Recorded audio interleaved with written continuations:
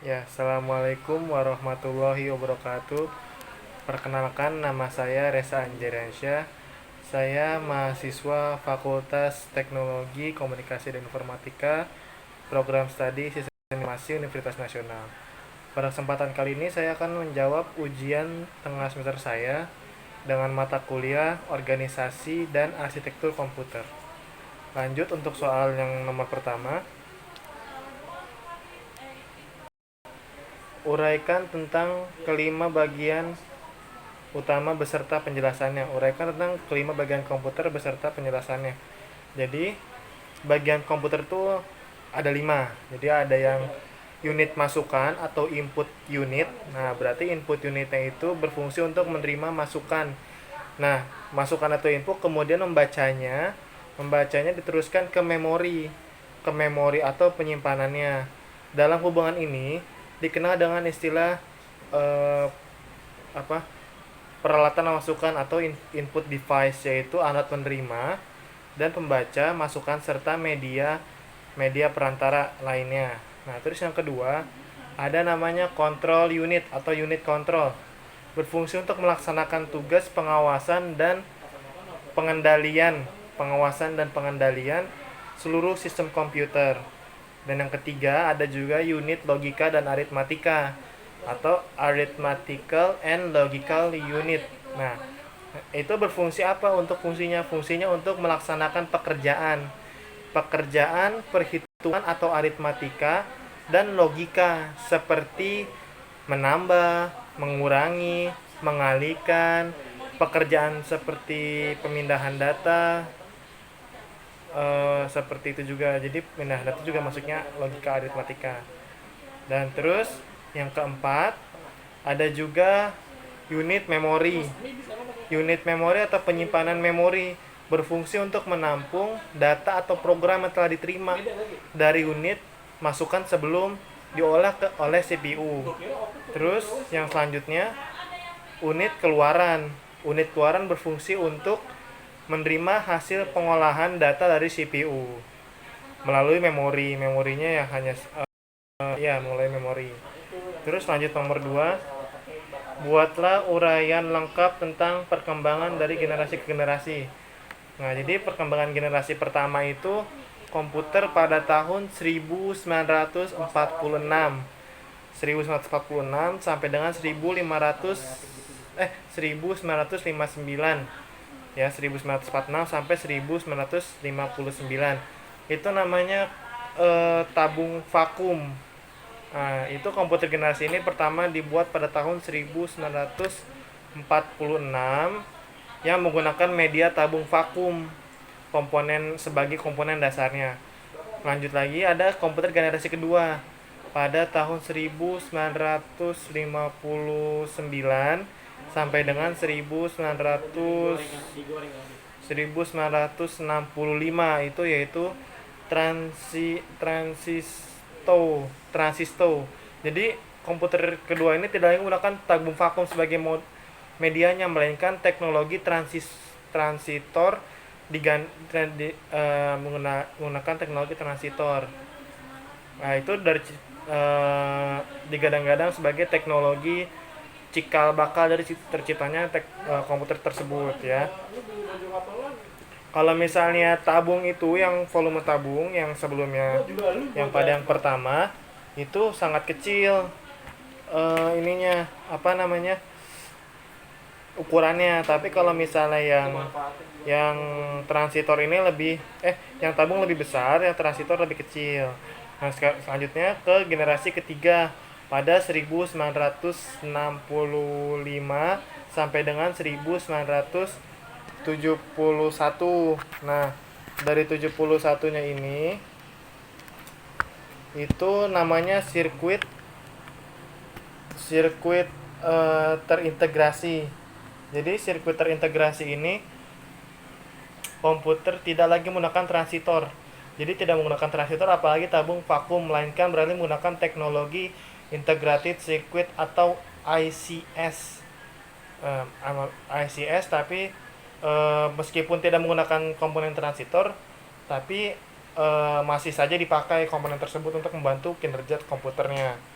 Selanjutnya ke generasi keempat itu ada di tahun 1971 sampai dengan sekarang. Itu namanya mikroprosesor. Nah, mikroprosesor ini terlahir pada generasi keempat.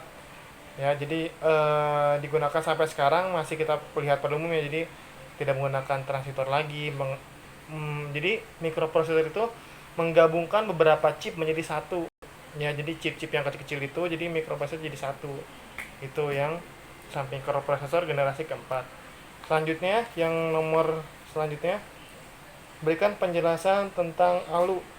Nah, ALU ini apa sih ALU itu? ALU itu Arithmetic Logical Unit ya. Fungsi ini melakukan suatu proses membentuk angka dan logika seperti data matematika dan statistika. ALU ini terdiri dari register untuk menyimpan informasi. Tugas utama dari ALU adalah melakukan perhitungan aritmatika ya. Nih aritmatika nih. Jadi di sini ada contoh proses ALU-nya. Di sini ada memori. Nah, di sini ada control unit, dia main ada control unit ke arithmetic logic.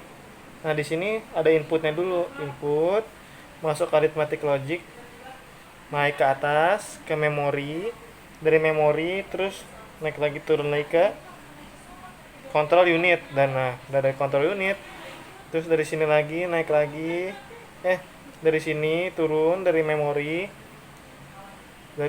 pokoknya hubungannya timbal balik nih, terus langsung keluar ke output. Nah, ini contohnya bisa kelihatan di kamera ya.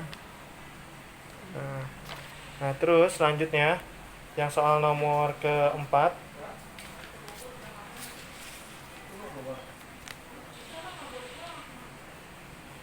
jelaskan serta gambarkan siklus instruksi dasar dalam CPU, yaitu fetch dan eksekusi. Nah, jadi sebentar, jadi fetch itu, siklus fetch itu instruksi-instruksi yang akan dibaca dalam bentuk kode-kode biner. Kode-kode biner itu yang angka 1 dan 0 gitu kan. 1 itu benar, 0 itu salah ya. Jadi dalam kode biner yang dapat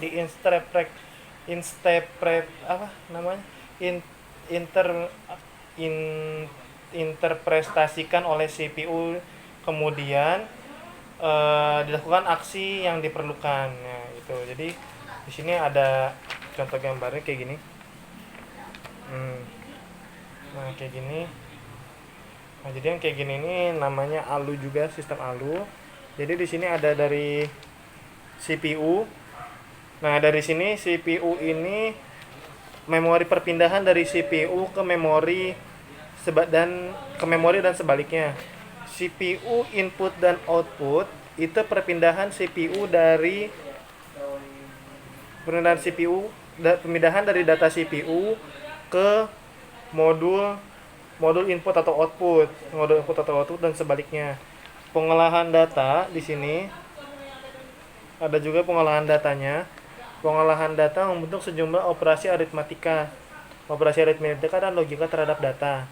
Terus kontrol merupakan instruksi untuk pengkontrolan fungsi atau kerja gitu ya.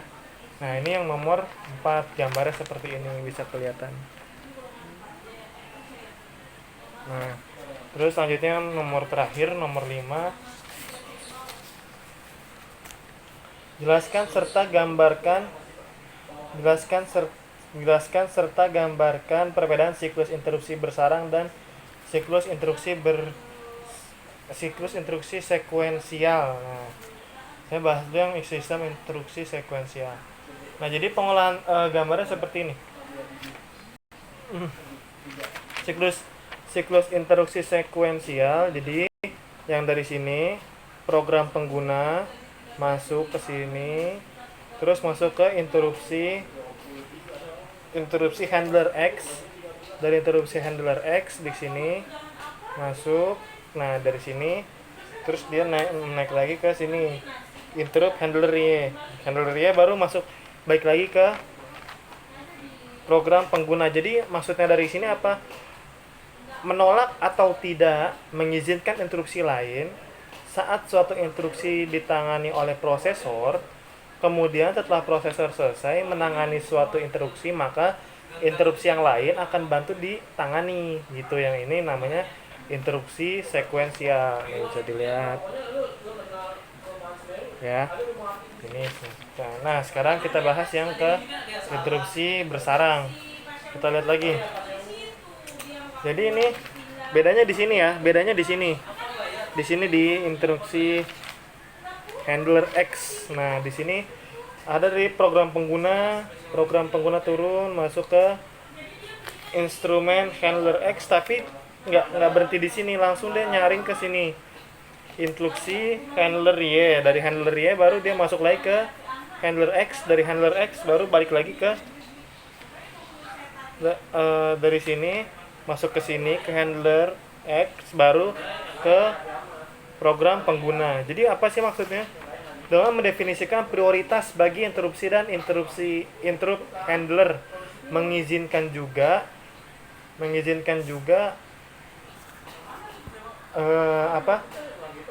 interupsi berprioritas lebih tinggi ditangani terlebih dahulu.